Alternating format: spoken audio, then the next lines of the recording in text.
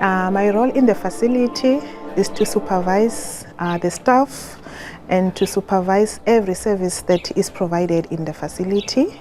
Okay, before the peer navigators, the peer supporters came to the facility, we have so many challenges.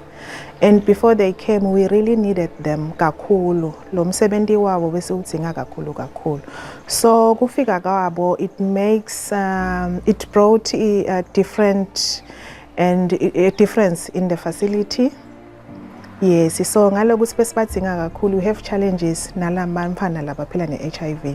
My challenges that I can maybe ngiwasho afake ekhathi that these kids, they didn't know their HIV status.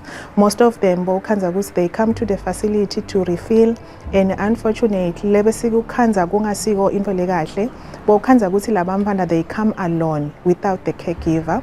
So batawuta eklinikhi babuya esikolweni, come alone, and when you are doing adherence, like we are doing the pill count, you will find out ukuthi adherence yabo is very poor. As we know ukuthi adherence percentage ifuna ibe semkhathini wa 95 to 100, but le yabo bokhanza ukuthi mhlambe isho lekubo 60, and lo mfana na uthi ukhuluma naye ungasiva kahle nalezi zathu sokuthi why angakhona ukunatha kahle amaphilisi.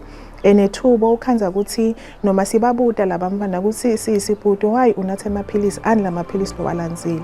Lo munye utakusho ukuthi mhlambe e-TB, lo munye utakusho ukuthi mhlambe esikhumba, lo munye asho ukuthi abo asthma. Then lapho bawukhanza ukuthi mhlambe ke sesiyamshayela loyo caregiver ukuthi okay umntwana nasimbuta about challenges ukuthi why anganathi kahle amaphilisi, uyasho ukuthi uyatemine ene lamaphilisi lengwanathako angathi lokuthi into wayekela nini, because make wathi nginathe amaphilisi esikhumba but isikhumba sami is fresh and ngimi lengwanathako especially ekhaya ngwanatha ngedvana. Yes, so another thing lebese siyibona bawukhanza ukuthi labantwana lokusengishilo lokuthi labantwana abasati status sabo. Labanye bawukhanza ukuthi baba ne-challenge ukuthi lo munye utohamba aye esikolweni nakato refill utohamba nalamaphilisi akhe, nakafika esikolweni lo munye losasati status sakhe utowabona lamaphilisi amtshela ukuthi lamaphilisi lawa e-HIV. Amangalo umntwana ukuthi yini la khuluma ngayo ngoba yena wathi uthi mhlawumbe uthi unesifuba noma unenkinga yesikhumba. Nalokuthi labantwana besingakhoni kahle lokuba nesikhathi sekubakhulumisa ngoba besibabona nabato refill kuphela. Kanti inyalo at least sinawe ama-teen clubs and bokhanza ukuthi vele asikhona nalokwenta kahle lama home visit ukuthi sibavakashele emakhaya. Every client nayifika eclinic iya register, kune room la register khona, so kuna different personnel who are working there. So the peer supporters nayifika ngiwo legadzako when a young person who's living with HIV afika eclinic, so bafikela kuye. So yena peer navigator, he makes sure that ukuthi uyamu receive that young person, escorted to everywhere la afuna angene khona to receive that service. And fortunately enough here in the facility we have a separate room for them. Ukuthi nangabe mhlambe they want to talk or maybe if there is counseling that needs to be done, bayakhona kungena ku separate room le kahle bakhona ukukhuluma na peer navigator. Ene lokunye lesikubonile kakhulu ukuthi labantwana sebayakhona to expressa kulama peer supporters just because baphose babengangabo, because before bawukhanza ukuthi lo mntwana wena uyambuta but lo munye avela khale angakutshela ukuthi what's happening, but with the peer supporters they are able to express themselves and talk about everything. Sometimes you will find out that ukuthi lo mntwana every time besolo simbona sine challenge yake maybe for the past 3 months, but kwanele kwafika labo peer supporter bokhanza ukuthi lo mntwana so yakhona ukukhipha everything, any issue lanayo with that peer supporter. And lo munye uyokhanza ukuthi vele so ufuna ukudila nalo peer supporter angafuni kuya kunesi maybe sometimes. Ngixoxa kakhulu and kungisitile kunginikete i-relief kakhulu because as a supervisor you are supposed to ukuthi usupervise a lot of things. So lokunye uyokhanza ukuthi awusakhona ukunaka kahle, especially kule population lesikhuluma ngayo lana. They need special attention vele ukuthi umnake lo mfana ube nesikhathi naye, which before bengide kangako leso sikhathi. So nyalo uyakhona lo mfana ukuthi akhulume nalo peer supporter, then peer supporter uyangibhalela everything, then bese sesiyabuya siya discuss naye peer supporter ukuthi umfana what are ama issues emphana.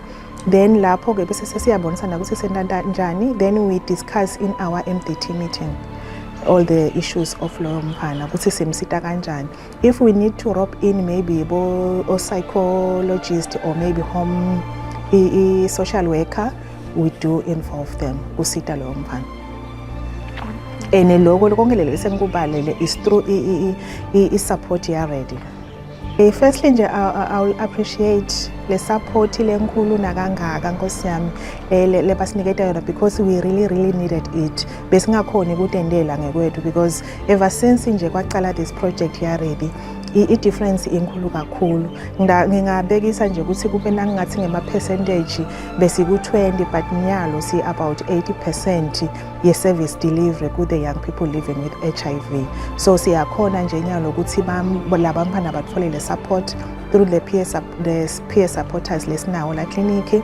The peer supporter nangabe umfana une problem angayikhoni yena uyakhona ukuthi ahambe amrefer kunesi babe kanye ba discuss, and nangabe leyo problem idzinga i-caregiver siyayi-involve i-caregiver is either itak facility or imoto yaka ready iyeta ithathe staff ihambe iyende ema-home visit.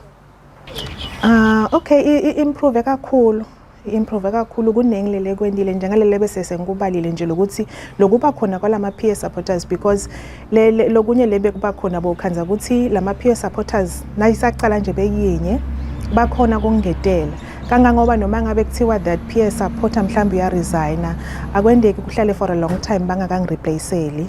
And what lengikuthanza kakhulu ukuthi these peer supporters they are trained bahamba, they know their stuff.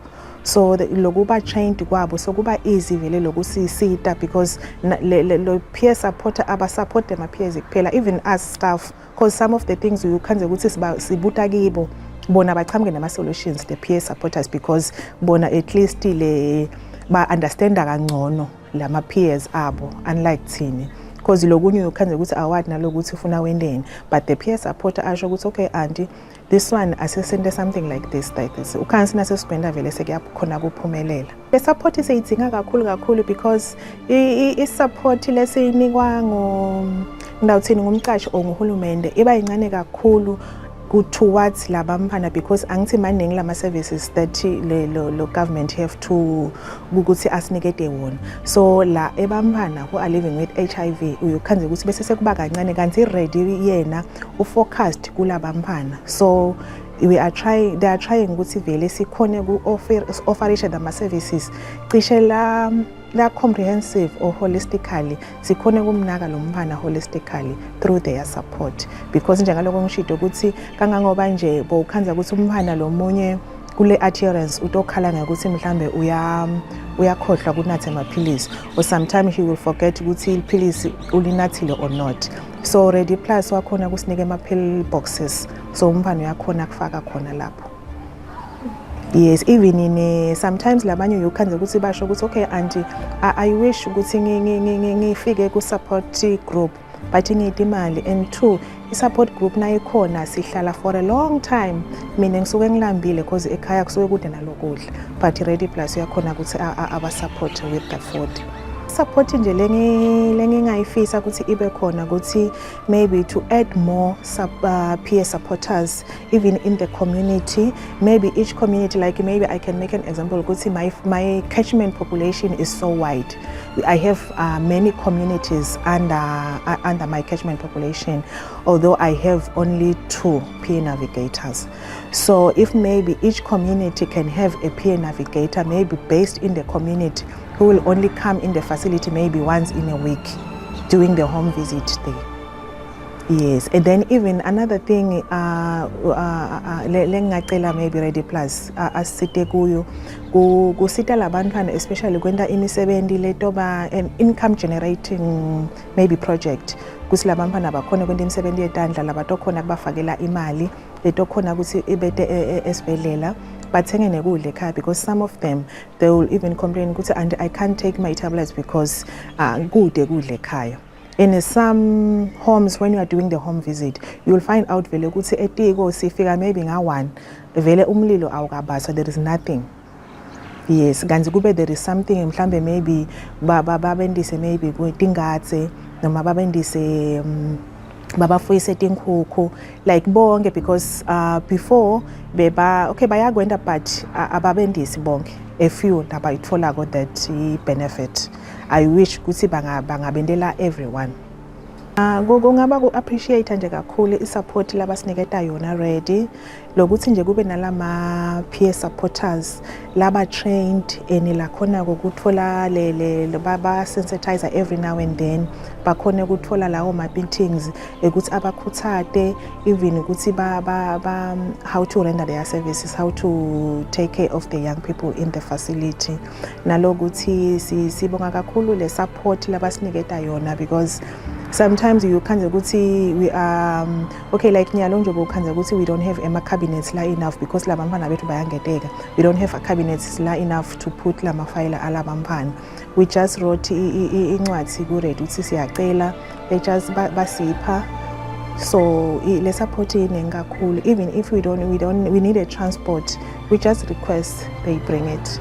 So singajabulela kakhulu ukuthi especially lo ready andlondlobale kakhulu le ku community kungabi ma facility kakhulu ukuhlalela kuma facilities kube na ready nje lo se community lo to hamba like njengama RHMs ngabe kusakanjalo. Bonga kakhulu i-support nje lokusengishito ukuthi ngiyabonga kakhulu i-support because kufika kwabo bekukuningi lebesikufisa kukwendela labantwana but singakhona emandla angafinyeleli kanti labantwana bobona ukuthi leli sito bayaludzinga but asikhone kubanikeza thina but kufika ka Ready Plus kusite kakhulu na NCM kusite kakhulu just because labantwana njalo ngishito ukuthi i-viral load yabo sebancane kakhulu lo khanza ukuthi abasikho suppressed sebancane kakhulu seba complaina ukuthi yathi kuthi anti mina sengigcine wangisakhona nginathe amaphilisi ngalokuthi every time nabatile here bayavusetelelana nalokuthi lo mntwana nje nakahlele ekhaya before labantwana they will think ukuthi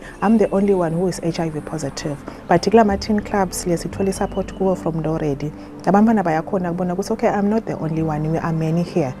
Like nje nabafike bakhanza the number, even the caregivers nabayitile emhlanganweni nabakubona lamanye ama caregivers bayabona ukuthi okay I'm not the only one lo nemfana lo HIV positive bayakhona naloku sharishelana ukuthi ema experiences ukuthi abo ukuthi how do they give support kulaba mfana.